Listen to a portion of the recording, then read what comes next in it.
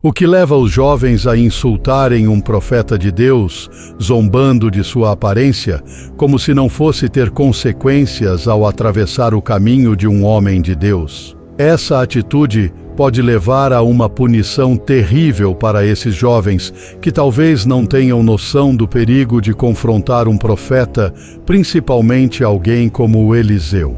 Hoje vamos analisar a passagem de 2 Reis, capítulo 2, versículo 23 e 24.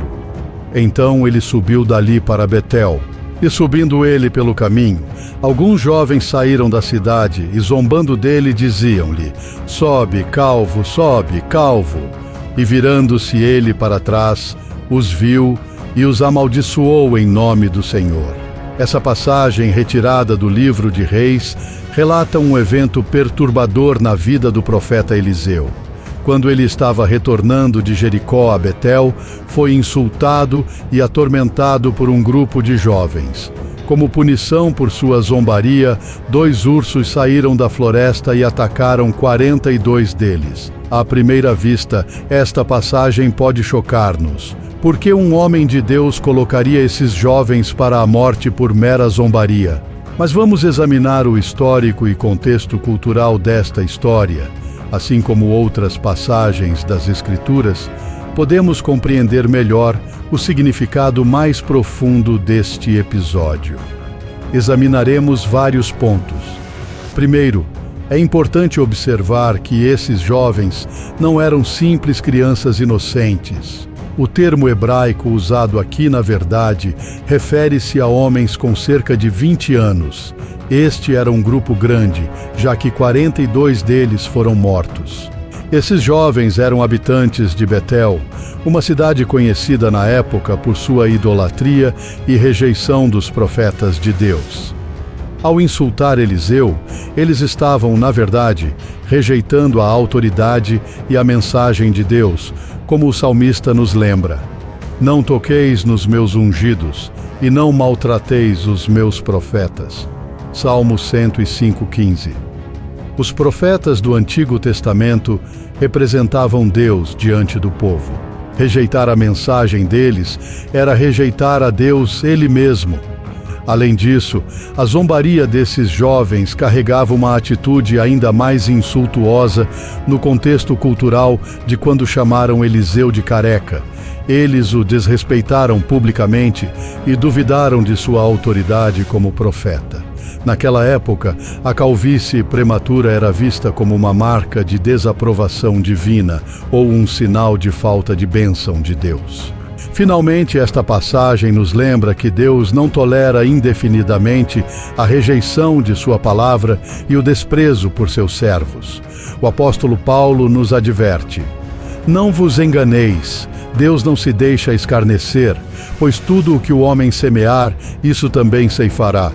Gálatas 6:7. Deus é lento em irar-se, mas sua justiça é sempre realizada no fim.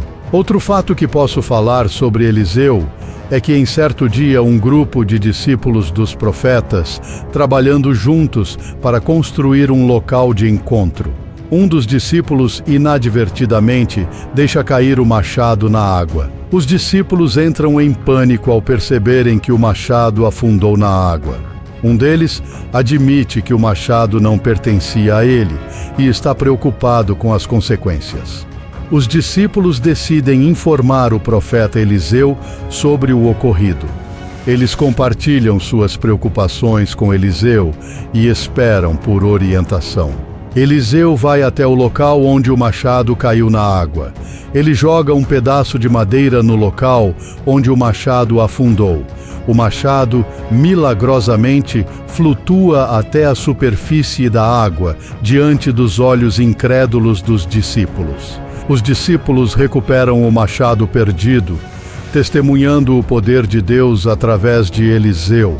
Eles aprendem sobre a preocupação de Deus, mesmo com as questões aparentemente pequenas de suas vidas. O episódio fortalece a fé dos discípulos e os inspira a confiar em Deus em todas as circunstâncias. Outro fato que vou contar é sobre Jeroboão, que havia erguido um templo dedicado ao bezerro de ouro em Betel.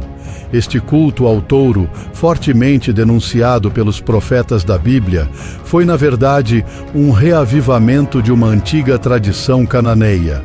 Os cananeus veneravam Baal, a tempestade, guardião em forma de touro, e ao instituir o culto do bezerro de ouro, Jeroboão pretendia oferecer uma experiência nacional alternativa às peregrinações ao templo em Jerusalém, que permaneceu sob o domínio da Judéia. Contudo, do ponto de vista da religião mosaica, isso era condenável idolatria. Daí a missão confiada ao profeta Eliseu para ir pregar arrependimento bem em Betel, esta fortaleza do paganismo israelita. Podemos, portanto, supor que os jovens encontrados por Eliseu na estrada eram naturais de Betel ou estavam a caminho de lá para participar dos rituais idólatras do templo. Sua hostilidade em relação ao profeta reflete a rejeição por parte do paganismo aos círculos da mensagem do Senhor. Além do culto ao bezerro de ouro herdado dos cananeus, outras influências pagãs prevaleceram no reino de Israel durante este período. De nota especial são as infiltrações do baalismo, um rito orgiástico em homenagem a Baal, e do culto da fertilidade de Astarte, a deusa. Esses cultos licenciosos seduziram as multidões com suas festividades desenfreadas. Aqui, novamente, os profetas ferozmente combateram estas práticas estrangeiras como uma contaminação do culto puro de Yahvé. Podemos imaginar que alguns dos jovens arrogantes encontrados por Eliseu eram afiliados a essas seitas idólatras e imorais. Em qualquer caso, a atitude desses jovens, seu insulto e agressão demonstram claramente sua rejeição dos valores da aliança com Deus. Eles personificam a arrogância e resistência violenta de uma certa juventude corrompida, fascinada pelos cultos pagãos que prosperaram no desviante reino de Israel. Sua punição exemplar é, portanto, parte deste contexto de luta espiritual contra os desvios de uma nação prometida ao Senhor. Eliseu defende a honra das 3 vezes Santo Deus diante de uma gangue de encrenqueiros doutrinados na religião falsa predominante. Este episódio nos lembra da necessidade de termos cuidado com as seduções dos falsos ídolos, como o sucesso a todo custo e o culto à beleza externa. Que possamos permanecer fiéis ao Deus vivo, mesmo que isso nos exponha à zombaria de uma sociedade pervertida. Bem-aventurados os que são perseguidos por causa da justiça, porque deles é o reino dos céus. Mateus 5, 10.